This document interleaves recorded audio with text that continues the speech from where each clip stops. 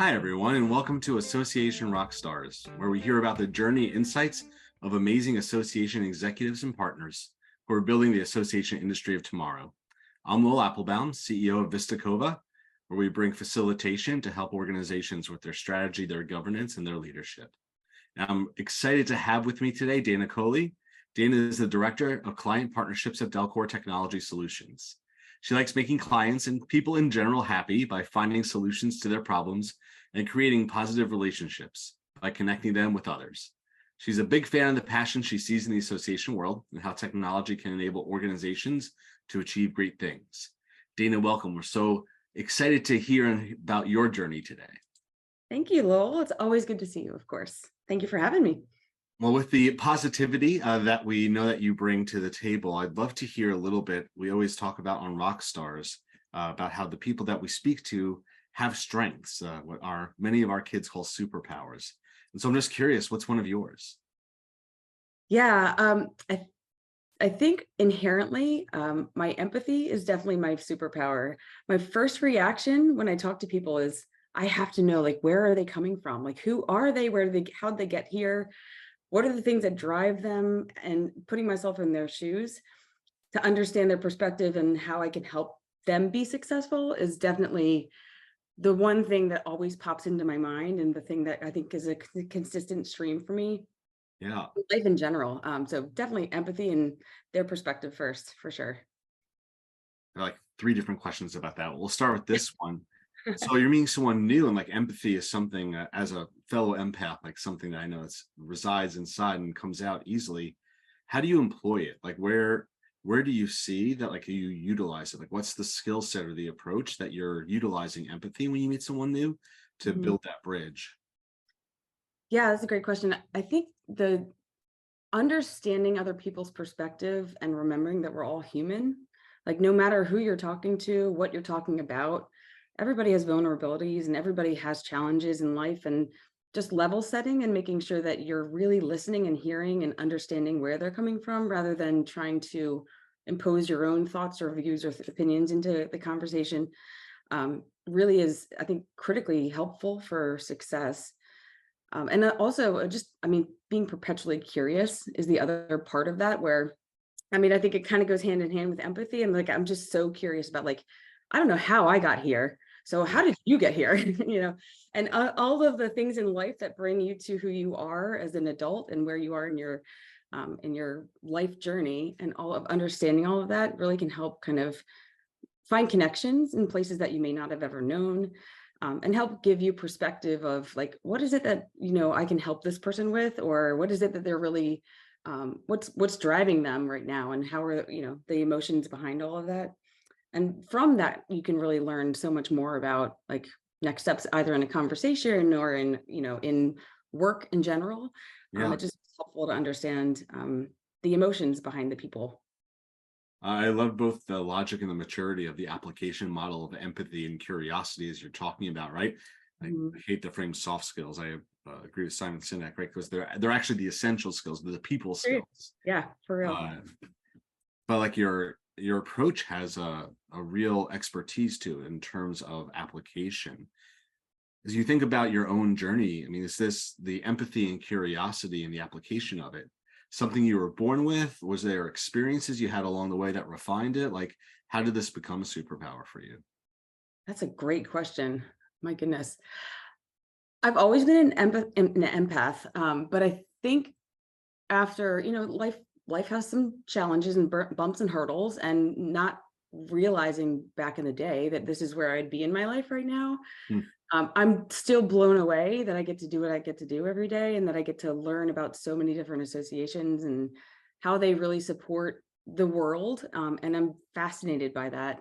And I think just recognizing my own fascination in that has made me realize, oh, this is like a skill. Like, the empathy is like understanding people and what drives them, and how that is, like, helps support the greater good, Yeah. is something that I've just recognized over time, that's a tool that I have that I don't, I mean, it just comes naturally, but it's something that's an actual tool, Yeah. that I finally have realized after doing a lot of research about that, that it's something to really put in play. And it's not not everybody has it, which is also interesting to me too. I'll go to the organizational question in a moment, but you said I have to ask first. So what did you think you were going to be when you grew up, and how did you end up working with associations? Well, I went to school for music education. I wanted a normal life. So I was like, rather than going for a performance, I thought I would teach for a while. Had some, really inspirational music teachers growing up too. And I realized after overdoing kind of the music component and performance, that I just lost my passion for it. And Yeah. so I knew though it was really important to have passion and inspire the next generation, but in that role. So I was like, I need to find something else that's going to give me that passion and help me find that drive. And I never ever thought about any other career path besides that. So just tested things out for a while and kind of ended up in a role where I was helping with client partnerships, and learned all about that. Got exposure to, commercial and government and associations.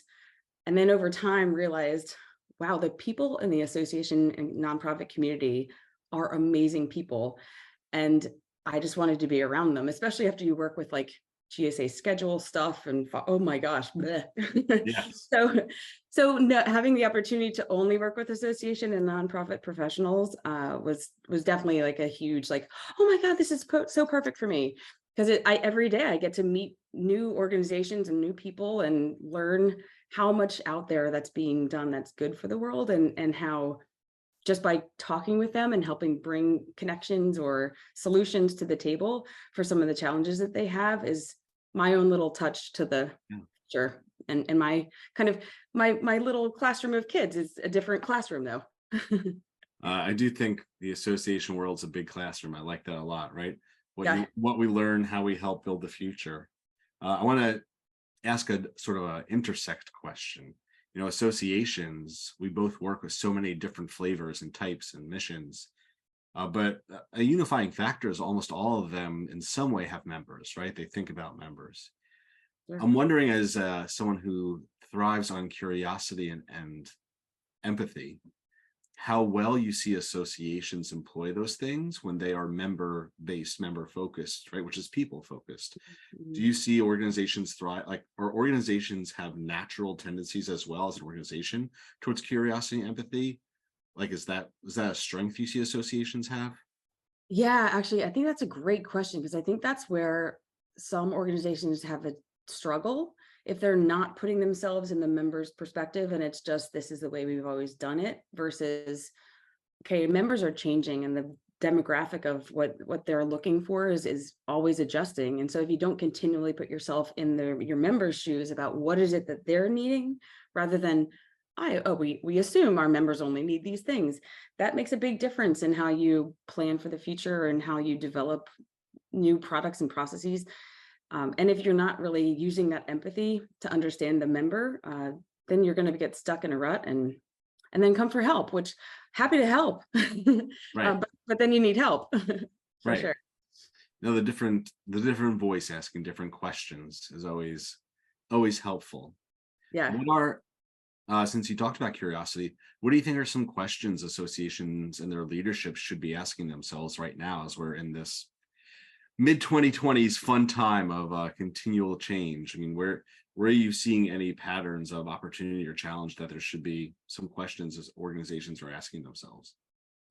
Yeah, that's another good question. So I think, I mean, especially I'm going to have the lens of technology, and recognizing, especially in the last few years, that we're all so reliant on technology to do what we do. It's only going to grow from there. So understanding that while there may be things that you do with membership and certain value adds that have always been part of the play, you have to continually be looking at technology to help support next steps. And if you are embracing that as part of the entire culture of the organization versus a department, that certainly is going to help elevate you and keep you relevant for the next generation. And so I think that just making sure that with every leadership team is talking about different components of the organization, that technology has to be at the forefront of all of those components versus just department, for just, for longevity of the whole organization for sure. I know we all have kids with like their phones, and they're doing all their homework on their phone and their laptops and all the kind of, when they become adults and they're, in our shoes, it's going to be a very different environment, and how they communicate. It's going to be secondhand to them to be relying on technology versus the old school days of us like writing letters. Remember doing that? Vaguely, and you have to say when you get letter now, it's so special. Yeah. And even just the observation of for all of us, how our communication defaults are shifting. I Mhm. swear that every person I talk to, when they talk about email, right, Right. there's the gag reflex of annoying about how many they're getting, Yep. uh, rather than seeing it as a vehicle for easier communication, which if you went back to the start of email, that was the point of it, right? Like Right. Yeah. easier, quicker, right? Lot can get things done more efficiently. Yep. Uh, Absolutely. and so like those shifting means of communication, it's interesting to think about what it will look like as, it's not just next generation, next 5, 10 years, what Yeah. that will look like and how we connect. Oh, absolutely. And I think, of course, the buzzword of AI and that being the next thing that's out, that's going to radically change everything. So we're just at the forefront of understanding that right now. So that's going to be a major factor in the next 10 years for sure. And since we're here, I'm going to ask you the question, since you lean in on empathy and curiosity with the intersection of technology, where do you see any examples of excellence in structuring, building professional relationships, right? That technology as a barrier or technology as a help to Hmm. build personal relationships, building professional relationships, if you will, right? Sure. Like you see organizations doing that well, you see leaders doing that well. Because I think many would say, call it what you will, technology, virtual distance is a barrier to it. Hmm. As someone who's steeped in curiosity and empathy, what's your viewpoint? I see it as an enabler. I mean, what I used to be able to have 2 meetings a day can now be 10 meetings a day, and I get to see 10 different people instead of 2 different people, hypothetically. Um, and I think and I never once also through the whole, COVID shutdown and us being virtual, I never felt alone because I was doing this kind of thing all Yeah. day long. And so having the ability at your fingertips to connect face to face at any time with anyone all over the world, I think is an amazing tool. Um, I personally don't get tired of being face to face when it's in 2D. It makes in 3D that much more special. And also really interesting when you finally meet somebody for the first time. You're like, oh my goodness, I didn't even recognize you in 3D. It's just so fascinating to me how our like the psychology of how our brains work when we see people in 2D versus 3D, Yeah. and just making sure that people are comfortable and vulnerable enough to recognize and say, oh, I didn't recognize you. It's okay. Like this is all new for all of us, right? So I think that the tools that we have are just really enabling us to continue like that meet and greet and facilitating conversations that would have otherwise taken a lot longer to be able to do. The colleague, I call it the height quotient, right? You Oh, depending yeah. on where the camera is, Right. you have no clue how tall someone is. And I can tell you the number of times I've met someone and I'm like, you are a literally foot taller because your Right. camera's down here, right? Looking down. And so you're actually like 6'4" when you look 5'3". Right. So Right. Exactly. uncounted. Yeah. Uh, so it's always fun, that moment of in-person discovery, like you're the person that I actually knew. I Yes, it appreciate it. is. It is. It doesn't hinder the ability to make personal connection and to be curious. Agreed. I totally agree. I think it's been exciting to be able to meet so many more people that I never would have been able to if it has to be in person or it's a phone call. A phone call is great. And yes, you can get a lot done with a phone call, but there's something about like connecting with someone and seeing their face and expressions in their face and their eyes, that makes such a difference with connections. It's the intentionality of it, right? You're not walking past them in a hallway. You have to think about like, who do I need to connect with? Hmm.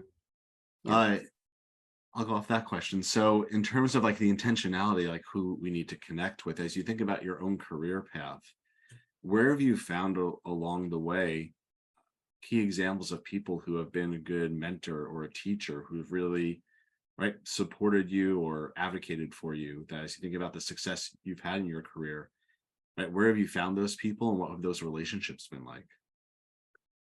Yeah, I think, well, there's a few different things that come to mind. One is female leadership has been so dominant in my professional career, and it's so inspirational to have female leaders that are empathetic, and organized and thoughtful and empowered and give their teams the right to do what they need to do. Um, I think that's just really awesome to be able to see that. So just female leadership in general, I think is a theme that I feel like is really awesome in the, especially in the association and nonprofit world. Um, then there's also colleagues that just kind of validate that, yeah, you know what you're doing. This is really, you're doing an amazing job. And I think hearing from people that you work with on the thought process before you get to a point in a, any sort of like conversation with a client or team or whatever it may be, understanding that your thought process is true and you have a good sense of what you're doing. That validation is really helpful, just knowing that you have support from internal people. And one of the other things coming to mind that I recognize through that is that so many times people just don't say something out loud that others are thinking about. And so I have learned to just spill it out and just say what I'm thinking. And I think this might be the right way. What do you guys think?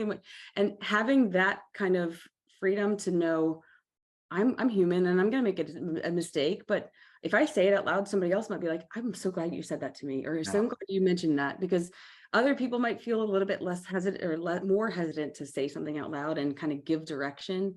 And I think that's a really kind of cool kind of side part to answering your question. But it's also helps with like that colleague mentality of you working with the team and helping validate each other and how you're doing, and supporting each other at that. The being willing to say the things that need to be said, which often can be positive and reinforcing. I mean, right, there's numerous opportunities for gratitude each day that we just pass by, that uh, as well as the places of refinement that need to be said that often are skipped as well. Yes. I love Yes. that. And with all that, like hopefully we learn, right? Like we learn and get better. Uh, Oh, absolutely. as you think about sort of your path ahead, where are you looking for learning? Like what do you see as like where you want to get stronger? What skills you want to build? Where do you tend to go to learn and grow? Yeah, I love a challenge. So I think, developing new partnerships and helping to create new partnerships is really important to me. But I also love the challenge of solving problems. So I'm certainly not one to hold my tongue if I see something that could use a fix, whether it needs to be me to own it or not. I think it's just continuing to elevate those things that like this needs attention. Let's work on a solution and let's move forward.